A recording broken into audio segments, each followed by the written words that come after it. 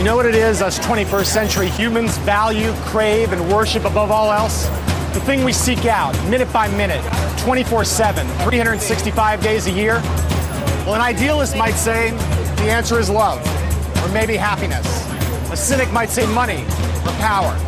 But I'll tell you what I think. After watching my fellow bipeds shamble around this spinning rock low these many years, I say the deepest human impulse, the most profound desire and need, is for communication. But right now, at this moment, communication is changing. In the old days, the way our culture talked to itself, all the stuff we read and watched and listened to, was controlled by the bigwigs who ran newspapers and TV networks, the movie bosses and music moguls. The big shots decided not just what information you could have, but when and where you could have it, and how much you had to pay for it, too. I'm John Heilman, and I'm here to tell you about a communications uprising that's happening all around us. An incendiary revolt of the little guy that has the assembled forces of big media quaking in their tasseled loafers. A revolt being propelled by, what else? The World Wide Web. To bring you this tale, I've explored the infinite expanses of the internet, from its busiest quadrants to its most barren haunts. I've skulked around behind the scenes in Silicon Valley, delving into the doings and meetings of the leaders of a new generation of companies like YouTube, MySpace, and Facebook. Companies that have begun to turn the web into a two-way, participatory, democratic medium, controlled by no one and shaped by everyone. In other words, our medium. I've also delved into the history of the web to tell you the story of how the seeds of this remarkable transformation were sown. By now we all know how the web has changed the world, but this is the story of how the world is changing the web.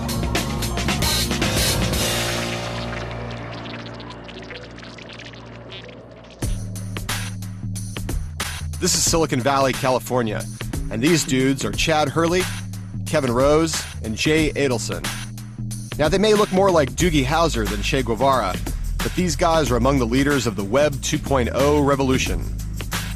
Rose and Adelson run Digg, a social news website, the content of which is chosen by its devoted user community of millions. Hurley, meanwhile, is the co-founder of one of the planet's most insanely popular websites, YouTube, the online video sharing service that was bought by Google in 2006 for a jaw-dropping $1.65 billion. Now, you might think that like other startup players, these guys are in it to get rich. And yeah, they are. But they're also on a mission to change the world through web-enabled people power. I think it's just, this is what the internet's all about. The internet's about connecting individuals or connecting individuals to information. Who do you trust more? Do you trust some corporate executive in some smoky-filled back room, or do you trust your peers and the people who are connected to you? If that sounds like fighting talk, that's because it is. Digg and YouTube are part of a new wave of web services, each more popular than the last, all of which offer an alternative to old-school media, like the one you're watching right now.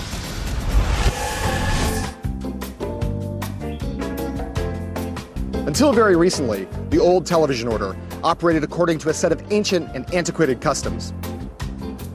Incredibly charismatic and slightly obnoxious, guys like me would travel around the world with huge expense accounts and even bigger salaries, getting ourselves filmed by guys like these. For the average person, the TV industry was impossible to get into. It was a clubby system that decided on its own what would get on the air. Them two, in other words. But not anymore. Today, the TV industry is being blown wide open, made accessible to everyone, all because of YouTube and a transformation summed up by its two-word slogan, broadcast yourself. Before, it was just the traditional media companies that would control the gates of distribution.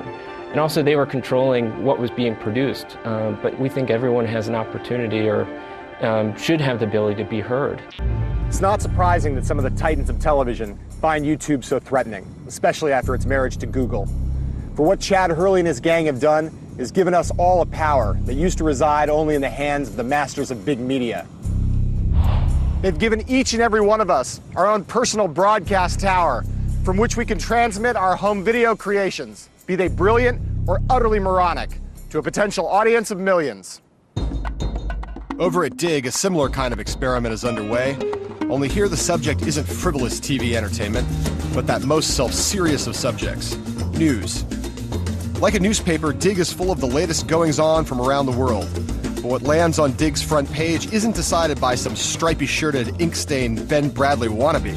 It's decided by you, the user. The more people who dig, which is to say vote for, a given story, the more prominence it gets on the site. You know, it's always been a handful of editors that determine what belongs on the front page of a newspaper or anywhere else. Now it's the entire, close to 1 million registered editors that we have that are constantly looking for great news, information, stories, videos, and anything else to expose to the community. What Dig is doing is it's saying a blog could be on the same plane as the New York Times, and it's up to the people to decide what's important. The guys at both YouTube and Dig are believers in a theory known as the wisdom of crowds. They're also deeply in touch with the fact that we love nothing more than the sound of our own voices, the sight of our own images on a screen. But there may be nobody who understands all that more deeply at this moment than this kid, Mark Zuckerberg, the 22-year-old founder of the burgeoning social networking site Facebook. The reason why you spend so much time communicating with your friends, right, and other people that you respect is because their opinions and what they say actually means a lot to you. So what we've tried to do at Facebook is we've tried to map out all of these relationships that people have. About a year ago, I happened to share a cross-country flight with Arthur Sulzberger, the chairman and publisher of the New York Times, and Mark Zuckerberg. Zuckerberg arrived about 20 minutes late to the New York Times jet, no less, wearing a pair of gym shorts and flip-flops. Listening to him and Sulzberger talk about the future of media was like overhearing a conversation between a Martian and a fungo bat. When the flight was over, Sulzberger asked me what I thought of Zuckerberg, and I said I thought he was smart but young. Sulzberger replied, yeah, smart, but really young, and really, really lucky. He said he was just the flavor of the month. A year later, the New York Times' share price and profits were falling through the floor, and the company was conceding that its web strategy was a total mess. Meanwhile, Facebook was growing like gangbusters, getting ready for what was sure to be a multi-billion-dollar IPO, and looking, quite possibly, like the next Google. But the truth is, Facebook and YouTube and MySpace and Dig didn't come out of nowhere. They're the direct descendants of another crop of media revolutionaries who hit the scene an eternity ago in high-tech terms, by which I mean, a little less than a decade ago. Now, today we've all become a bit blasé about the web. We take for granted the huge changes it's caused in our daily lives, especially when it comes to how we consume media. But take a second and cast your mind back to, say, the mid-1990s. Remember how it used to be. Remember the incredibly tedious process that used to be involved when it came to laying your hands on a new piece of music. As I recall, it went something like this. First, you'd hear a track you liked, maybe on the radio. Then you'd have to leave the house and go look for a record store. Poke around in the bins, find the music you're looking for, and then come all the way back home again. Finally, you'd get back to your comfy living room with your expensive new CD, which you'd bought on the strength of that one single you liked. You'd pop it into your CD player, put your feet up, and give it a listen.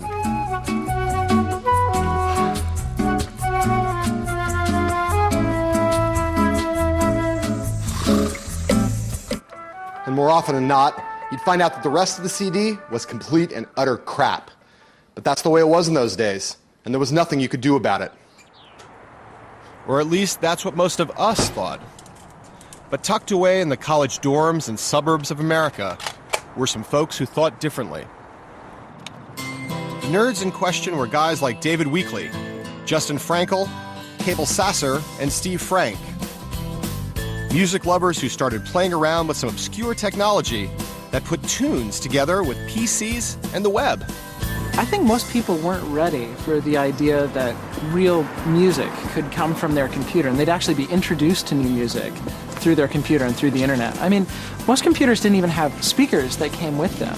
It's kind of an exciting time because it was the beginning of that music revolution, and you could feel that it was changing. You could feel that something big was going to happen. I made software for playing music that was really low quality and on homemade hardware in high school, and then by the time I was in college, MP3s sort of were available. So I started playing around with that, and the quality was actually really good. In the old days, music files were huge and unwieldy, but MP3 provided a way of compressing the data in a much smaller digital packet, and therefore making it easy to move back and forth around the net. Turned on by the possibilities of all this, Frank Sasser and the 18-year-old Frankel went and created downloadable media players Audion and Winamp, applications that allowed users to store and play music in the form of MP3s on their computers. But that was just the start. Music lovers and internet enthusiasts like David Weekley were getting excited about the idea of distributing and accessing MP3s online. As a Stanford computer science freshman, Weekley launched an MP3 information website laden with downloadable ear candy. About 2 weeks after I started it, I got a call from Stanford Network Security. And they asked me, hey, what's going on? We keep this list of the top 10 to 20 servers on campus that are using bandwidth. And normally dorm computers aren't really on this list. And your computer's number one in this list. And actually, your computer's using about 85% of Stanford's outgoing network bandwidth. So we're curious, what's going on? What was going on was the first stages of an internet insurgency that would soon catch the old order of the music business totally off guard. For down in Los Angeles, executives like Jay Sammet of EMI Records had created a cushy life for themselves doing things the same technophobic way that they'd always been done. MP3, web audio, ripping, mixing, burning. Their reaction was, not a chance. The record industry as an industry, all the labels working together, funded a project called Madison, which was a test with IBM to put CD burners in people's homes. This was a test done in San Diego to see would consumers purchase and download and burn music. And the conclusion of this very expensive test done by IBM and these major record labels was that no consumers would ever want to do this. And what a brilliant insight that was. It's worth recalling, of course, that a couple decades earlier, the geniuses at IBM had decided that the worldwide market for PCs would never be more than a couple thousand units. And now the dinosaurs of the record industry were making the exact same mistake again. Instead of, heaven forbid, embracing the net, the music business fat cats adopted a posture of perfect and absolute denial. Under no circumstances would they allow any of the copyrighted material of their artists to be circulated anywhere on it.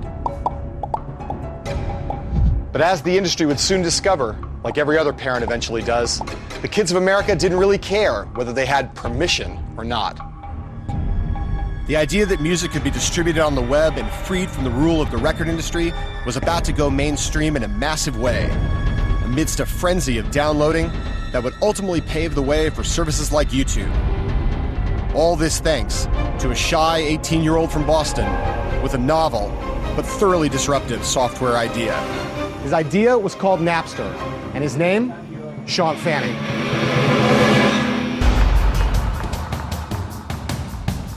Back in 1999, Fanning was studying at Boston's Northeastern University.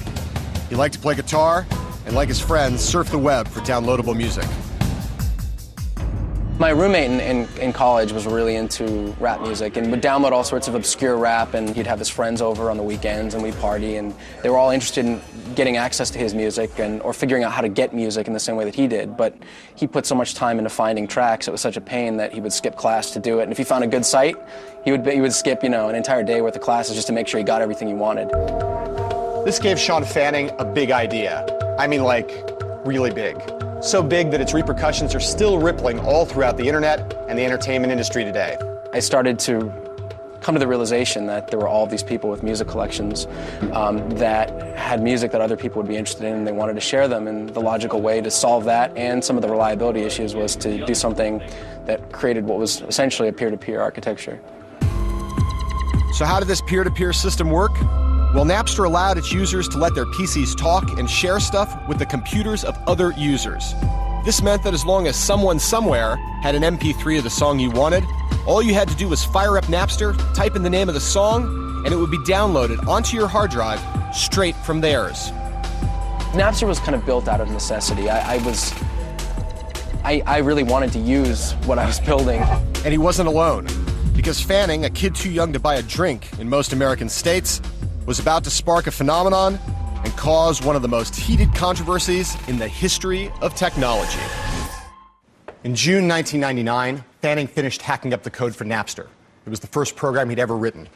He gave it to a couple dozen of his friends that he met through online chat rooms and told them, hey, just don't spread this around. But once they got their hands on it, they couldn't resist. Within a week, some 10,000 people had downloaded Napster, unleashing a revolution that promised a future in which the record shops of the world looked something like this.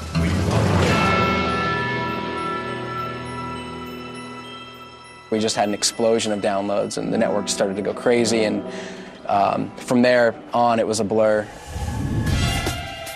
College kids, forever on the prowl for anything free, were the first to catch the Napster bug. In the next few months, the program raged across American campuses, and by October of 1999, Napster-driven MP3 downloads were taking up 75 to 80% of the available bandwidth of many U.S. universities. In less than 4 months after Fanning released it, Napster had passed the 1 million download mark, making it the fastest spreading software ever. For many, the equation was dead simple.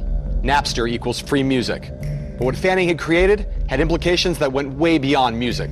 He created a means of turning users from passive recipients of information into active and engaged participants, announcing their tastes, sharing their most prized possessions, and talking to each other about their greatest passions. And in the process, they were becoming one of the first genuine web communities, something that countless sites in the future, from Friendster to MySpace to Facebook, would try eagerly to become. It was one of those things where just something as simple as seeing someone downloading a particular track from you and being able to right-click on them and message them and talk to them about the track was something that became so powerful, and it wasn't really possible before Napster. With Silicon Valley venture capitalists pounding at the door, Fanning picked up and moved out west to California, turning Napster from a hobby into an official business.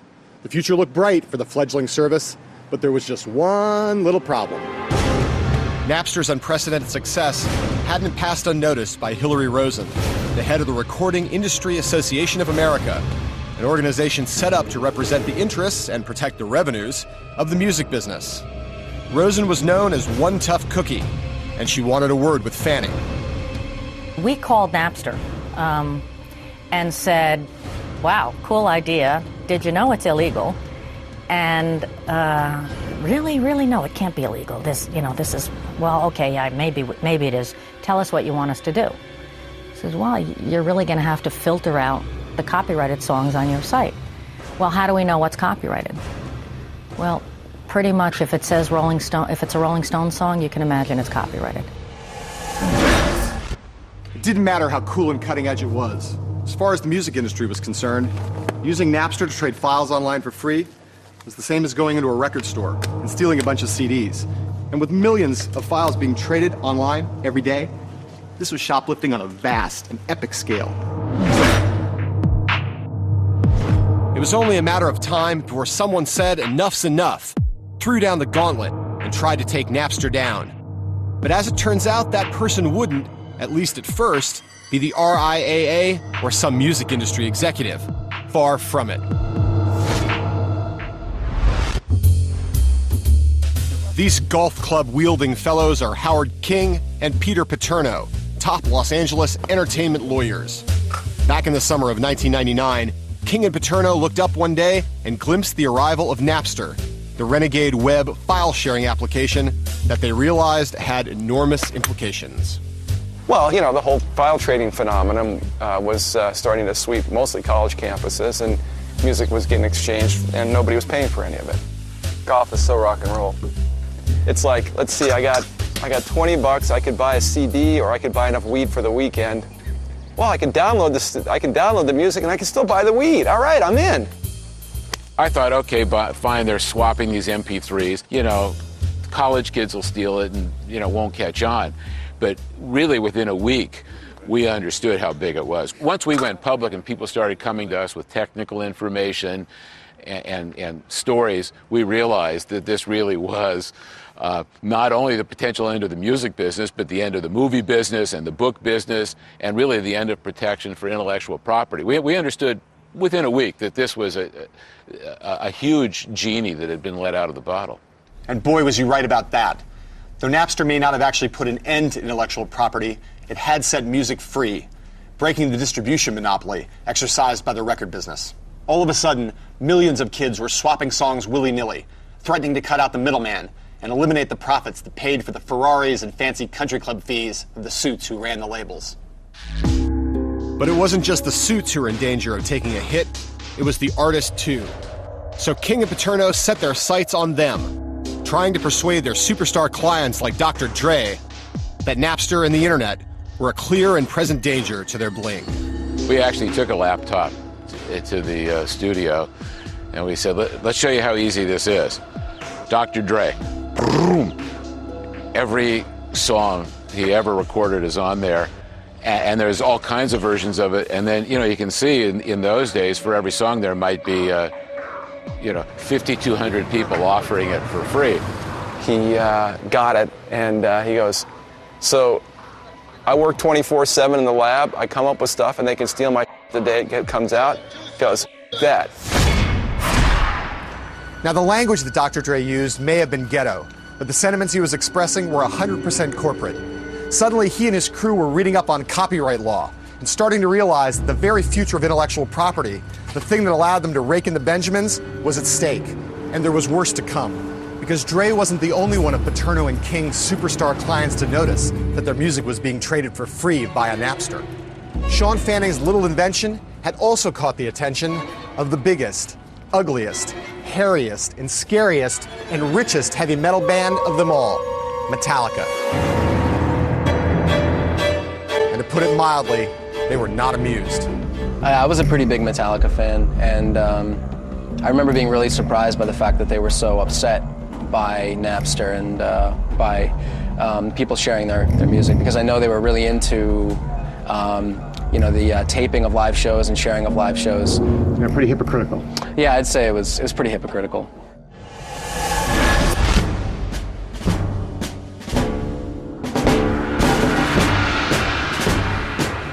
On May 3rd, 2000, Metallica's drummer and de facto spokesman Lars Ulrich arrived here at Napster's San Mateo headquarters on the northern edge of Silicon Valley.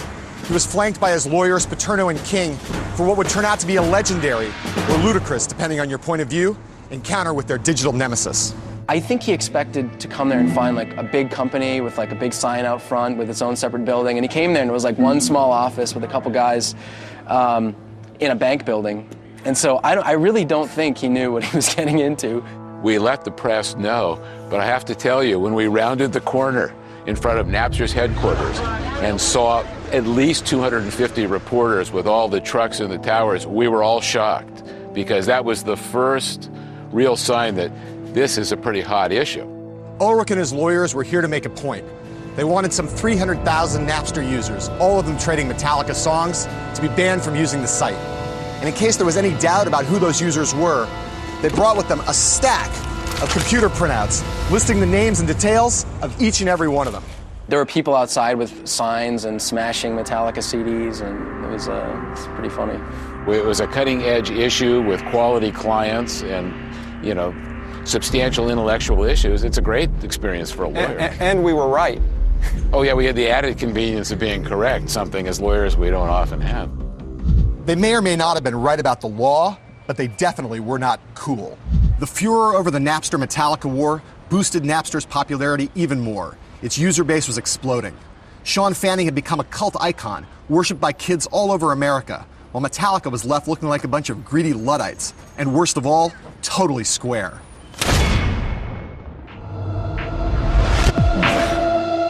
But there was more trouble to come. Hillary Rosen and the RIAA filed a lawsuit against Napster, one that promised to have profound implications for the role of copyright in the digital age.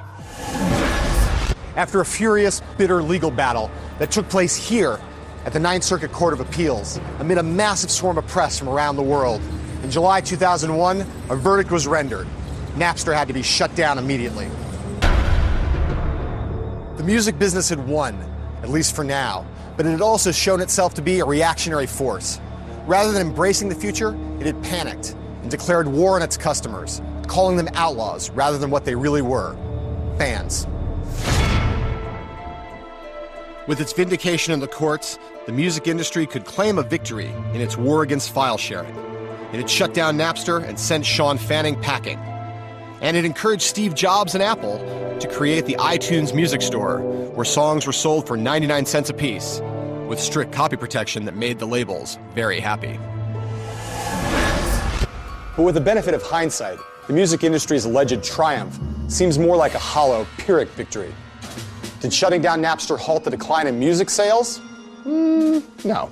They just continued their long and steady downward spiral. Did shutting down Napster stop illegal file trading in its tracks? No. Services like Kazaa simply picked up where Napster left off, fueling even more trading in pirated tracks. Well, okay then, you might say, at least the lawsuit sent a shot across the bow of Silicon Valley on behalf of the entire entertainment industry, a stern warning to every impudent punk kid that trading in copyrighted material would not be tolerated. But while the courts may have said that Napster broke the law, it also broke new ground. Ground that a new generation of 21st century web startups would soon rapidly lay claim to. The best known of those startups, of course, is YouTube, which in the past couple years has become a worldwide sensation, in no small part by being a place where people can go to view countless clips from popular TV shows, shows produced and owned by giant media companies such as Viacom. So how have those companies reacted to this borrowing of their content? Well, recently I interviewed Philippe Dauman, Viacom's CEO, and what he had to say about YouTube carried distinct echoes of the Napster controversy. It's a very high-quality company, a lot of very, very smart people. They can do things very quickly when they want to. And I guess they haven't wanted to until this point, but maybe they will want to in the future and will want to join the consensus that they need to be a part of. Dauman's obvious unhappiness has expressed itself in legal form. Viacom has launched a $1 billion lawsuit against YouTube, accusing the site of, quote, brazen disregard for intellectual property law because of the copyrighted material that appears on the site. You might be tempted to ask, have these people learned anything? And to answer, I guess not. Even though YouTube will take down any copyrighted material as soon as the owner asks it to, and even though YouTube is trying hard to come up with an easier system, Dauman's fears seem undiminished.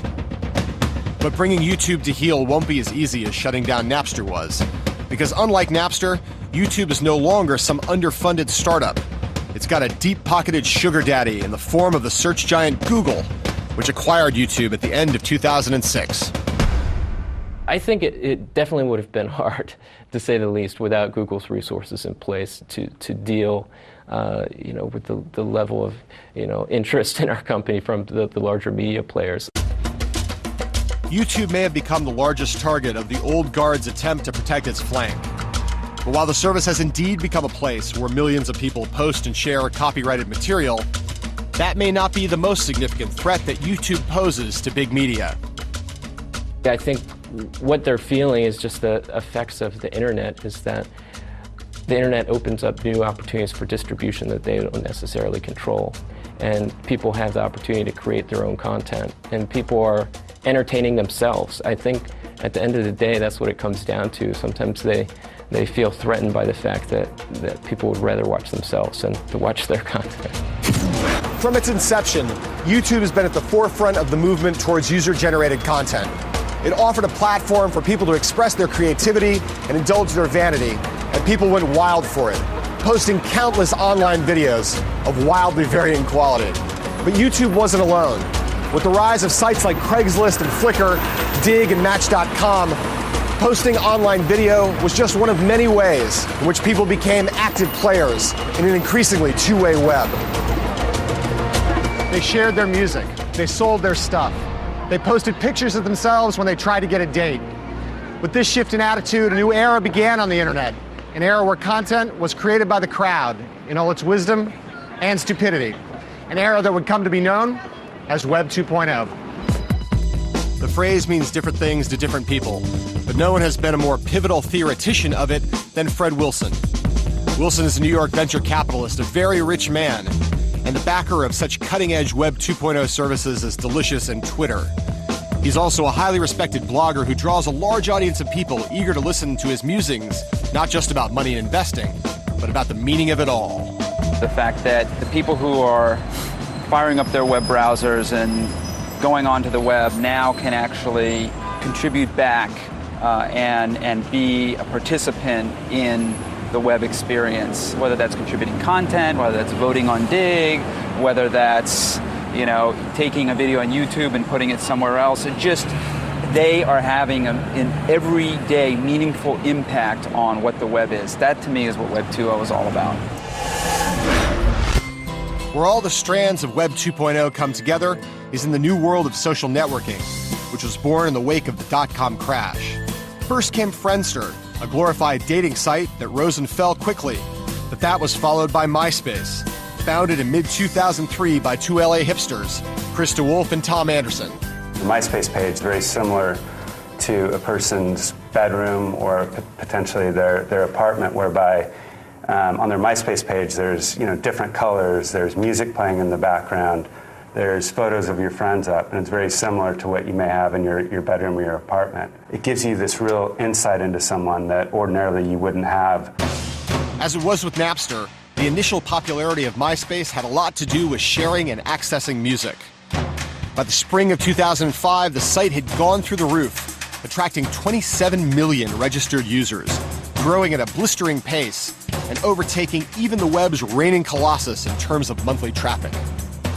When we passed Google on page views, I mean, that was a significant moment. It just seemed, wow, we can't be that big, you know? It just didn't seem right for us and the small company that we had, and Google was so huge and always in the news, and that was a very significant moment when that happened. By the summer of 2005, MySpace seemed to be everywhere. All of a sudden, every kid you met had a MySpace page. Every band had one too. Hollywood had started using the site as a prime marketing vehicle for its wares. It didn't take a genius to see that MySpace was a potential gold mine.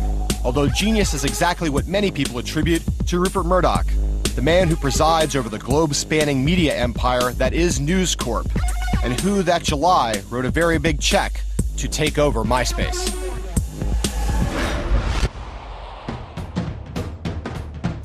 At the height of the internet bubble, I had a conversation with Murdoch about the implications of the web. The old man poo-pooed it. Everyone's getting a bit overexcited by this digital deluge, he said. Most people just want to sit back and watch. Interacting is hard work.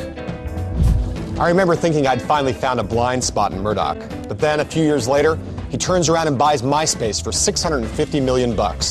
Had Murdoch, the god of old media, finally got the web religion? I don't think so. What happened was that the social networking tsunami simply got too big for Murdoch to ignore, and he figured it was time to start trying to ride the wave rather than getting drowned by it.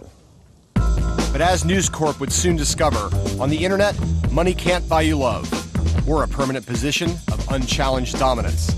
The new thing is always just around the corner, and when it comes to social networking, the new thing is Facebook, a startup founded by the now 23-year-old Harvard dropout Mark Zuckerberg, and which out in Silicon Valley is being mentioned by everyone in the same breath with Netscape and Google as a startup that has the potential to fundamentally change the web. No, it started off pretty small, right? I mean, we threw together the first version of the product in just a week and a half. 2/3 of Harvard students were using it within a couple of weeks, right? And then all these other students from schools around Harvard started emailing us and saying, okay, well, can you open a version of Facebook at our school? And we just quickly expanded it as fast as we could. Right, and then we expanded to all the colleges in the US, and then all the high schools, and then a lot of companies, and then we made it so that anyone can sign up. And then since then it's grown from about 10 million active users to maybe 50, and it's still growing at this rate where it doubles every 6 months. This story might sound familiar, and in a way it is. Boy creates software in college dorm room. Software catches on, takes the web by storm. Boy moves out to Silicon Valley, climbs into bed with venture capitalists. Boy winds up on the cover of Fortune and makes so much money that you can't help but kind of hate him. But Mark Zuckerberg isn't just your typical Valley boy. What sets him apart is the sheer, ungodly, nearly incomprehensible scale of his ambition. It's the kind of ambition that reminds you of a young Bill Gates, who set out with the goal of putting a PC on every desktop in every home and office in the world, all of them running Microsoft software. Or the Google guys, whose goal is to organize and make accessible all the world's information via Google. In Zuckerberg's case, the grand ambition is to create a service that captures the totality of human connectedness. To create, I guess you'd say, the ultimate relationship engine. what we've tried to do at Facebook is we've tried to map out all of these relationships that people have. And I mean, there are billions of them across the world. And what we call the aggregate of all of the relationships that people have, we call that the social graph. The social graph may sound like another bit of Silicon Valley jargon, but it's not. It's actually a concept from academia, from what's known as social network analysis. The basic idea is that we're all bound together by a web of relationships. Some of the ties are direct and strong, others are tenuous and weak. I know you. You know a guy named Fred, and Fred happens to know Bono.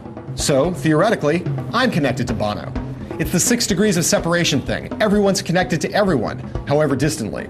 Now, imagine a diagram of all those interpersonal connections. That's the social graph. So when Zuckerberg talks about mapping, encompassing, and replicating online the entire sprawling global social graph, well, that's what I meant when I said before that he was unusually ambitious. Zuckerberg's ambitions don't end with the social graph, however. He wants to turn Facebook into the windows of the web, a platform on which software developers can build applications to make the site more useful and all-encompassing, and along the way, develop a whole new model of advertising. Well, I mean, the developer platform is something that happened really quickly. I mean, within the first 4 days of launching it, this company I like, they built a music application, had more than 1 million users already, and stuff like that is just crazy. But I mean, it was really interesting to see how quickly it grew. Though it's early days and many of the current Facebook applications aren't very useful, the potential of its platform can't be overstated. That's one big reason why Microsoft wasn't just willing, but eager to part with $240 million for just 1.6% of Zuckerberg's company late last year. Whether Zuckerberg will become the new Bill Gates of the web, of course, remains to be seen. For one thing, his new ad platform may flop. For another, MySpace is hardly giving up without a fight. Though Facebook is growing at a staggering rate, MySpace is still bigger, and DeWolf and Anderson, with Murdoch's backing, plan to take on Facebook head-on. Thus are we about to witness the next great Donnybrook of the web. Facebook versus MySpace, the Valley Geeks versus the Hollywood Slicksters. But even with Rupert Murdoch lurking behind the scenes, bolstering MySpace as best he can, this is a novel kind of fight. Not old media versus new media, but new versus new. Two purebred Web 2.0 startups tangling for supremacy. A battle in which the most important creative assets are all of us, the amateurs. Which side will win? Maybe both, or maybe neither. With the rise of Web 2.0, everything is up for grabs.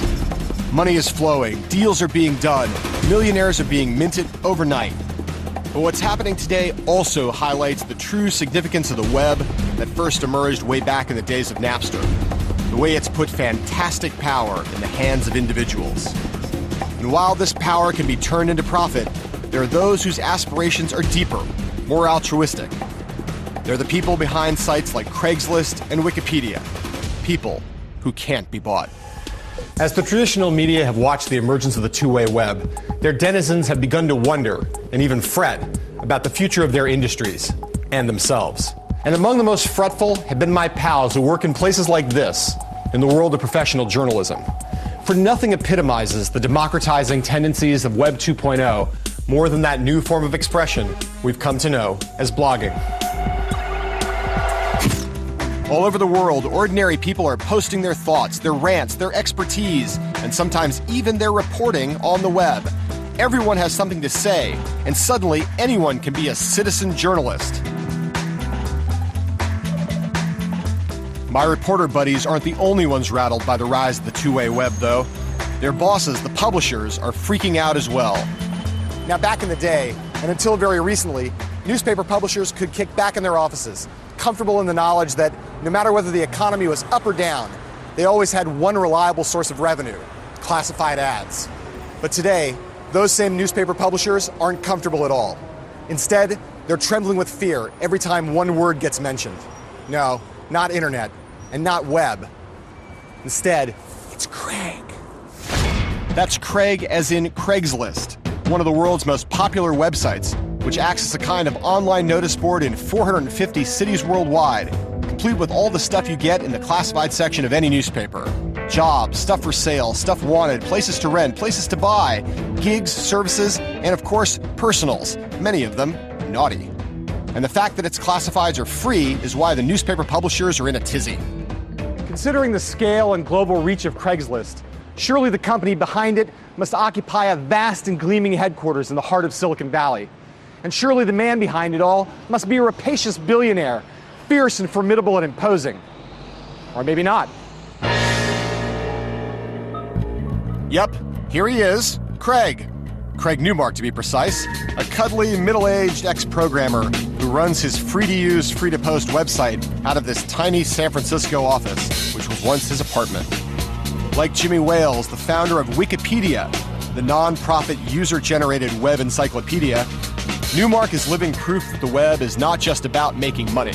It's about setting communication free.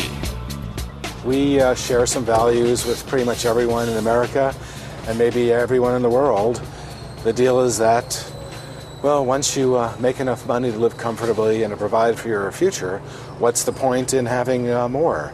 These are just the values we all get out of Sunday school or whatever when we grow up, and we're just following through. We're in an era when people are starting to realize that communities, self-supervising communities, can produce work of very high quality, whether that's open source software or something like Wikipedia.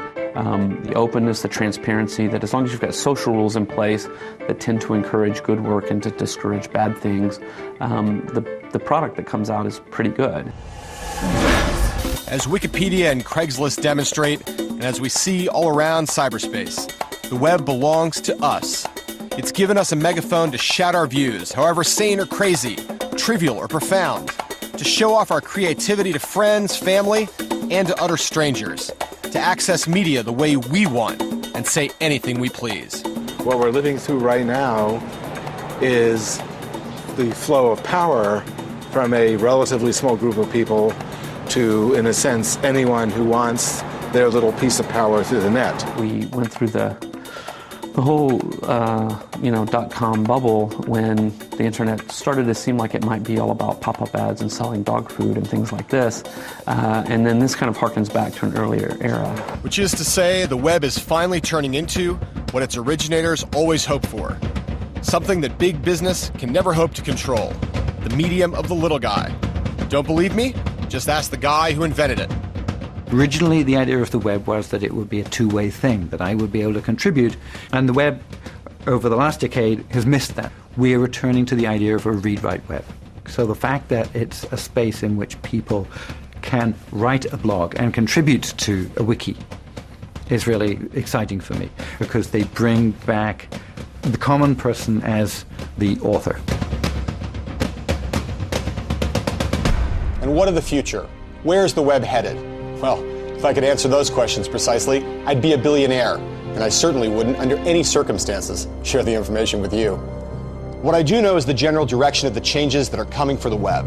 Bigger, faster, more social, more pervasive, more all-consuming, more all-enveloping. Whether we like it or not, the web has taken on a life of its own.